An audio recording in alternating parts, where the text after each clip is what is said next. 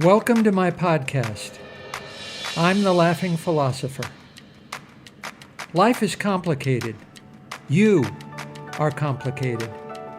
Everything seems to have been figured out, except how to live a happy life, guided by wisdom and reason. What does it mean to be a good person? What is love? Who am I before I was told who I am? Why haven't I found myself yet? Why do I have regrets? Is this a just world? Almost from the moment of birth, we've been told how to behave, how to fit in, and how to fulfill other people's expectations.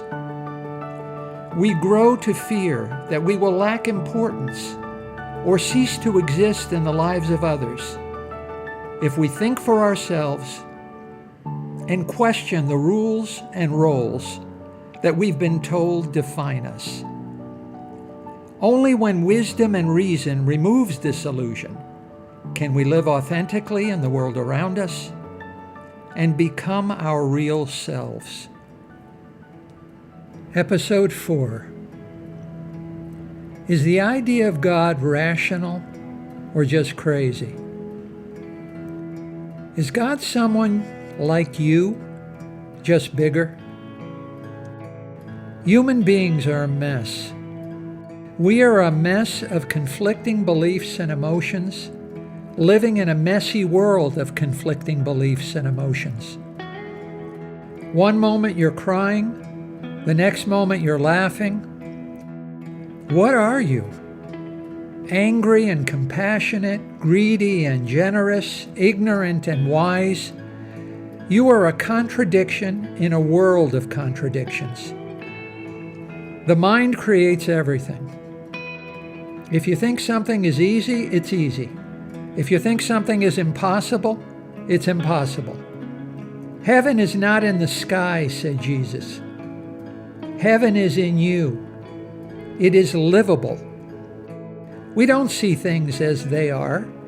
We see things as we are. We're too afraid to say, I don't know. Uncertainty is scary. We don't want to admit that we just don't know the answer. So we make up stuff. And somehow, the not knowing makes the made up stuff feel more likely to be true. We prefer to cling to myths and superstitions, which make sense of life, rather than to accept a world that is chaotic and unpredictable. All human progress is just a struggle to overcome life's unpredictability. Questioning our myths and superstitions returns us to a world of fear and uncertainty. And this is intolerable. So we don't dare allow ourselves to question our most profound beliefs for fear we may doubt them. We know we are right and superior. We know our way of life is the only correct way of living. We know others are not just different, but wrong. We live in fear of our own doubts and uncertainties. So we try to get others to believe as we do, because it makes us feel safe. It makes us forget our doubts to be among others with the same beliefs. So we force our truths down the throats of our neighbors. Fanaticism is forever breeding and needs feeding. Sartre was right. Hell is people you know who don't believe like you. No matter how false or illogical it appears to you, it is almost impossible for you to reject a belief if you've held this belief almost from the moment of birth. If your mother and father hold this belief, if your friends and neighbors hold this belief, if this belief is all you've ever known, and if the gods command you to believe. We ask for the truth, but then we betray ourselves with doubts. What is God? To most people, God is someone just like us, but bigger. The truth is that even God doesn't know what He is, because God is not a what. God is an uncreated being, made up of uncreated matter. And God is as incomprehensible to angels as He is to us, since we are both created beings. God is greater than anything we can say about Him or even imagine. God does not exist, said Kierkegaard. God is eternal. We can't even say that God exists without limiting God to our understanding of what it means to exist. We cannot say that God is wise or good because words trap God within the limits of our understanding. We can only say with certainty what God is not. We can say that God is not 6 feet tall, not made up of flesh and blood, not a body, not a thing, and more than 60 other negatives, according to the Muslim theologian Al-Ash'ari. Does God exist? Montaigne said it best. Men cannot make a worm, but they make gods by the dozens. Is Trump a god? The wise, the humble, and the compassionate have their God. Why shouldn't the ignorant, the vain, and the hard-hearted have their God also? Mediocre thinkers use the fact that the universe exists, and whatever exists has a cause, as proof that God must exist. But, in truth, all of the arguments that God must exist, logically and necessarily, as an object among other objects in the universe, simply fail. Cosmological, teleological, ontological, and moral all simply fail to prove that God exists. We simply cannot find God in what we see. What then is the difference between a God one cannot sense, a God one cannot see or hear or feel or touch, and no God at all? We simply can't find God in what we know. Not beyond our senses, but here, dwelling in our presence. Unicorns do not exist out there in the real-life world. Unicorns are not the kind of thing one can experience. God does not occupy this world any more than unicorns do. If it makes sense to build churches for God, then why not build stables for unicorns? Stables may help you feel closer to unicorns, but they won't help bring unicorns closer to you. We are told to believe in miracles. Don't miracles prove that God exists? Miracles, we are told, are a violation of the inviolable laws of nature. But this is illogical and makes no sense. If the laws of nature are inviolable, then they cannot be violated, and everything happens in conformity to them, just as it should. On the other hand, if the laws of nature are not inviolable, then there is nothing miraculous about miracles.